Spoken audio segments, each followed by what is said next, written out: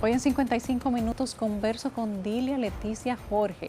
Hablamos de tabúes, de una sociedad dominicana inclusiva y de cuántas otras paredes nos falta derribar para entender que realmente le damos apertura a lo que es diferente. Nos dicen que somos racistas, pero en algunos momentos podemos pensar que ciertamente es así. Otros nos tildan de muchas otras cosas, somos hasta cierto punto ortodoxos en cuanto a la intolerancia a la comunidad LGBT. ¿Qué piensas tú? Sí, hay que seguir derribando esos muros, llevando claridad con temas. Entiendo que justo yo estar en esa posición es una oportunidad, porque los cambios se llevan desde dentro también. Yo entiendo que hay que seguir hablando y normalizando el tema. Entiendo también que hay que seguir promoviendo la participación de la mujer desde los espacios dentro del gobierno. Es cierto que en las campañas, en el programa de gobierno del presidente Abinader se promueve una igualdad de oportunidades a mujeres y hombres. Yo tengo todavía la esperanza que de aquí a que termine el gobierno pues se siga dando pasos hacia esa igualdad esperada. Entiendo que también hay mucho esa persona, la ciudadanía, persona de la ciudadanía que se opone a los colectivos LGBTI o que tienen resistencia a que mujeres estén en puestos de poder o de liderazgo, yo entiendo que es una minoría, pero que hace mucha bulla. Y eso es posible que dilate la toma de decisiones en ese sentido. Pero yo entiendo que hay que seguir construyendo desde adentro, desde donde yo estoy. Yo quiero seguir dando esos pasos. Y entiendo que lo estoy haciendo, por ejemplo, con el tema de las mujeres. En el Ministerio Administrativo de la Presidencia nunca ha habido una igualdad, una unidad de igualdad de género. Ahora ya tenemos un comité de transversalidad para la igualdad de género en el Ministerio Administrativo. ¿Y qué se hace ahí? ¿Qué se hace ahí? Bueno, adaptar las políticas del ministerio a llevarla a ese tema de igualdad. Hemos hablado, por ejemplo, del tema de la licencia de paternidad. Ya tenemos un consenso para aumentar la licencia de paternidad. ¿Cuántos días sería o podría ser dentro de ese marco? Pudiera ser más de 15 días. A un papá darle el permiso por más de 15 días para que ayude con el cuidado del bebé. Sí, claro. Promover esa corresponsabilidad que tienen hombres y mujeres en atender temas de familia. Poderle dar también oportunidad que pueda llevar su hijo o su hija al pediatra. Entonces, tú sabes, son pequeñas cositas que a veces yo digo, ay, pero esto, bueno, pero para eso que yo estoy aquí, porque los cambios es poco a poco que se puede ir construyendo. Y a veces se ven chiquitos y terminan generando grandes cosas. Después tienen un impacto súper positivo.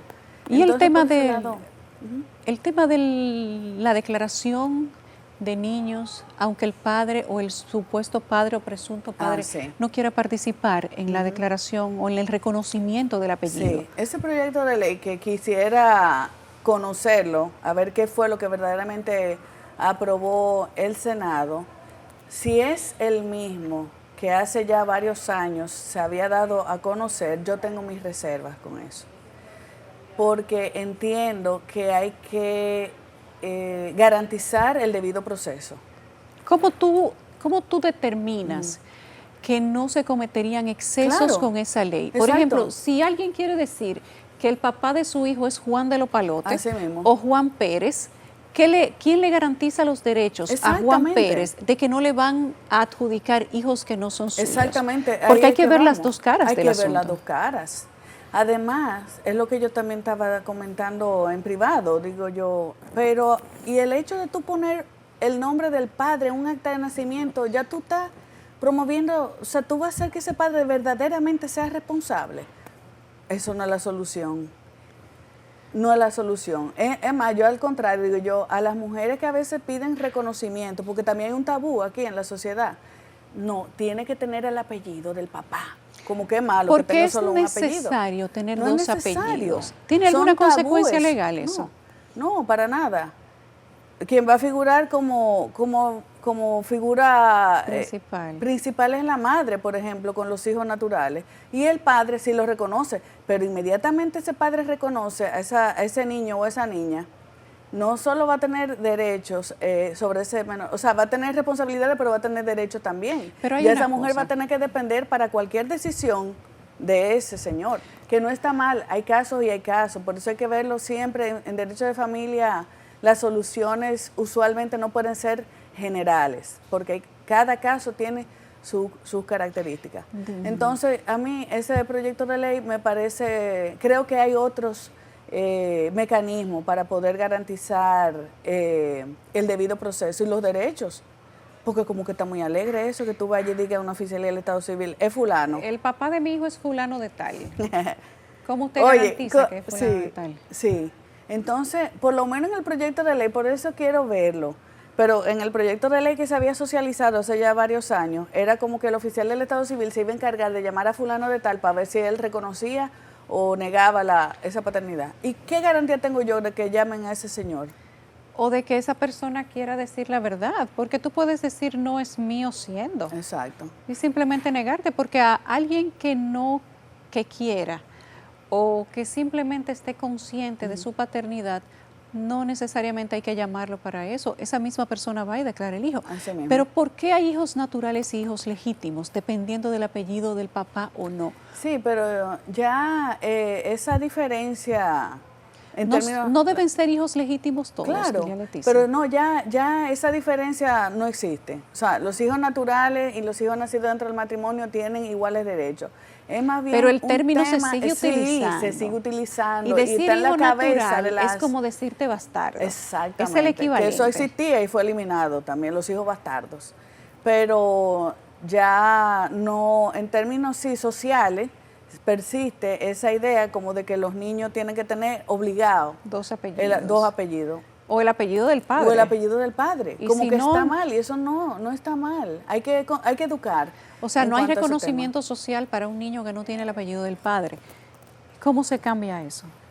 Eso es cultural. Cultural, y es difícil cambiar la cultura, pero no es imposible. Y entiendo que se puede ir trabajando y hablando como estamos aquí en este programa, que no está nada mal, que un niño que no haya sido reconocido por su padre viva, tiene iguales derechos, iguales oportunidades de vivir en su sociedad.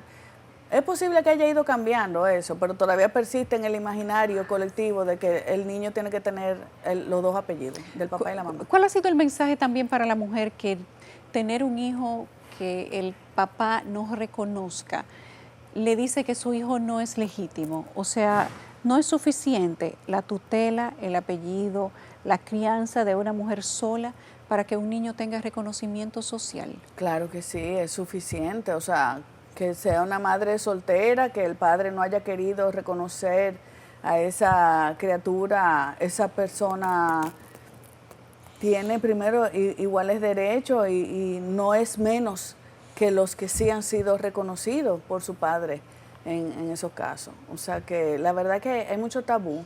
Yo también siempre digo, Yulisa, que las personas tienen que estar conscientes de cuáles son las consecuencias legales de sus acciones. Es lo que yo te digo, yo quiero que reconozca al niño. Y digo yo, pero ¿tú tienes buena relación con ese papá? No. Tú lo ves, porque después hay problemas a veces, Yulisa, reconocen el niño y después viene el problema, que no lo quiere ver, que no lo quiere mantener, que no lo quiere atender. Entonces, ¿para qué? No le dedica tiempo. Y además tiempo. es importante recordar que los niños, ya después la persona, después que es mayor de edad, pueden solicitar el reconocimiento de paternidad. Después de mayor de edad, cuando ellos quieran. Y desapellidarse pueden también. No, ahí no. Solamente que no sea el padre o madre biológica. Pero en el caso que sea biológico, ahora, y el niño después de casos. adulto no quiere el apellido. Es difícil. Porque si es el verdadero padre. Hay diferentes casos. Sí, hay casos así también. Niños de padres que son irresponsables y que no quieren el apellido. Yo tuve casos, Yulisa, en esos casos pueden ser adoptados. pueden ser adoptados. Eso sería una solución de quitarse el apellido. Y pues hay adopciones de adultos también. Pero yo he tenido casos así, de que de repente está reconocido el niño por un papá y años, y el niño con un apellido que no se siente nada identificado porque no sabe quién es ese papá, nunca ha aparecido y hay problemas después. ¿Y entonces? Eso mismo, por eso es que hay que tomar en cuenta cuáles son las consecuencias.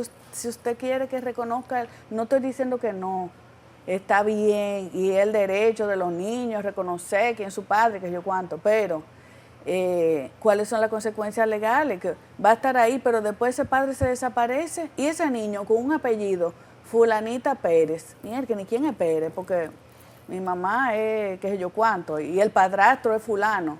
La identidad propia del niño exactamente, el derecho a la identidad no solamente tiene que ver con el nombre y el apellido, tiene que ver también con la familia que tú te crías, en el país, en la ciudad, en el barrio donde tú estás viviendo. O sea que hay muchos aspectos sociales que tienen que ver con eso y hasta emocionales. De verdad que hay casos así de niños que están reconocidos por un padre que nunca saben quién es y no se sienten parte de ese apellido. Y hay problemas ahí también. Dilia, ¿hay inclusión en el gobierno dominicano? Tú desde adentro sientes que de verdad se está manejando genuinamente la inclusión. La inclusión. ¿O todavía hay intolerancia? Hay debilidades, sí, todavía hay, no puedo decir que intolerancia, pero creo que hay todavía debilidades, le quiero decir así, en ese sentido. Y tú sabes que otro tema importante, Yulisa, hablar con el tema de la inclusión, porque no solamente la población LGBTI, el tema de las personas con discapacidad. Eso te iba a decir, ¿no es también inclusión pedir que los restaurantes tengan los menús en braille? Claro. Pedir que todos los edificios gubernamentales y privados tengan rampa para personas que necesitan de ayuda motora para poder entrar. Totalmente. Esos son, y desde el gobierno pues deben tomarse esas medidas. Con ¿Por qué no se habla de eso desde el gobierno? Tampoco, bueno, entiendo que hay muchos temas, yo creo que no se quiere hablar, creo que hay muchas, tú lo sabes, que hay muchos temas rodando. Pero hagamos silenciosamente se hacen esfuerzos en ese sentido. Desde, por ejemplo, también en el Ministerio Administrativo estamos dando talleres y charlas para los colaboradores y las colaboradoras para sensibilizar sobre el tema de las personas con discapacidad. Incluso también vamos a comenzar a recibir talleres para prepararnos y poder recibir pasantes con algún tipo de discapacidad. Y eso es importante. Porque te voy a decir algo, el Palacio debe ser el modelo en la gestión pública. Entonces tenemos que dar el ejemplo. Vamos a hacer un ejercicio sencillo. Hay edificios e instalaciones del gobierno que no tienen rampas para discapacitados y que hay simplemente escaleras en algunos. O sea que un discapacitado simplemente no puede subir. Así es. O no puede bajar. Es horrible. Donde no hay señalizaciones. Hasta en el Congreso Nacional pasa eso. Exacto. Me dieron un testimonio los otros días de algo en el Congreso Nacional, de que hay una persona empleada ahí y en silla de ruedas que ni acceso al baño. Hay que adecuarlo, empezando por allá, más que el Palacio, digo yo. Bueno, en el Palacio estamos adecuados, espérate. Están adecuados. Pero hay que comenzar. ¿Cómo se va a cambiar una sociedad que no es inclusiva? Es una población muy invisibilizada, las personas con discapacidad. Y el tema de la violencia contra las mujeres que sufren, las mujeres con discapacidad, es muy fuerte, es peor todavía. Es adicional. Violencia contra la mujer, más si la mujer es discapacitada, es una doble violencia. Doble violencia. De eso te voy a hablar y quiero que tú me respondas cuando regresemos de la pausa.